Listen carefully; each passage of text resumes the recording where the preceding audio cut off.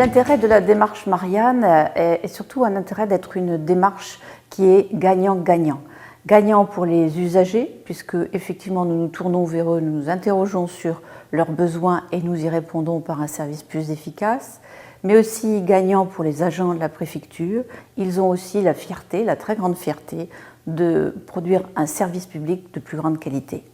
On établit à l'avance un programme qui va être interviewé, comment, à quelle heure, ainsi que les sujets qui vont être traités. Et donc les sujets qui vont être traités, ce sont les sujets du label Marianne.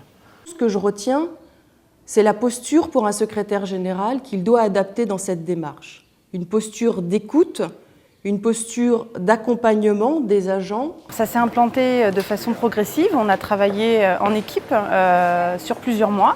Il a fallu expliquer et puis faire adhérer les équipes sur cette nouvelle démarche. Dans les démarches de labellisation, l'application du référent qualité est fortement importante, et d'autant plus lorsqu'il a le soutien de sa hiérarchie. Il n'est pas toujours facile d'être l'œil extérieur de l'intérieur.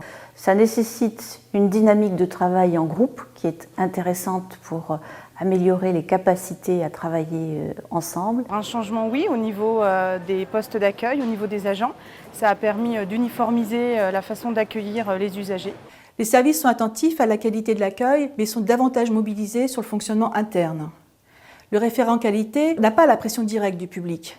Donc, il a le recul nécessaire pour observer, analyser, alerter et faire des propositions d'amélioration.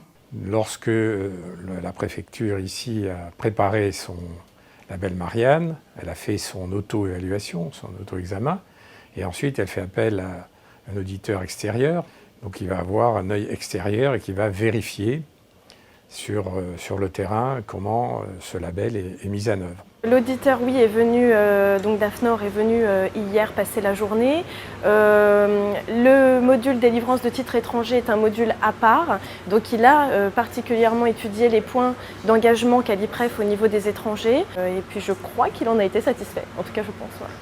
Donc ça a permis globalement d'améliorer le fonctionnement de l'accueil téléphonique, à la fois du standard téléphonique et du service d'accueil au renseignement téléphonique. Ça se passe très bien, c'est très bon.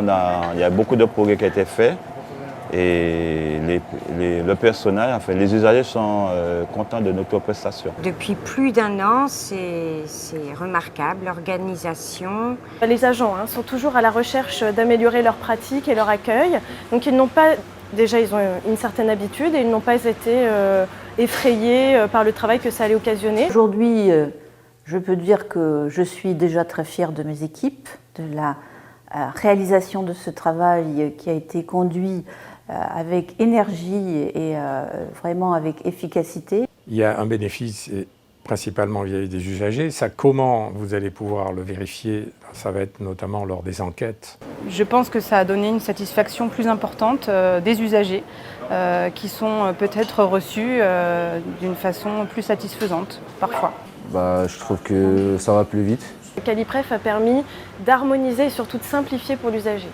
Donc je dirais que par des choses simples, on s'est mis un peu plus à leur disposition. Très bien, on m'a orienté tout de suite et mon permis a déjà été refait, donc vraiment je suis très satisfait.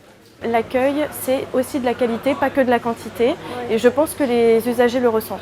Moi, je me souviens, lors de ma première renouvellement, j'ai fait le rang le dimanche matin pour passer le lundi 9h.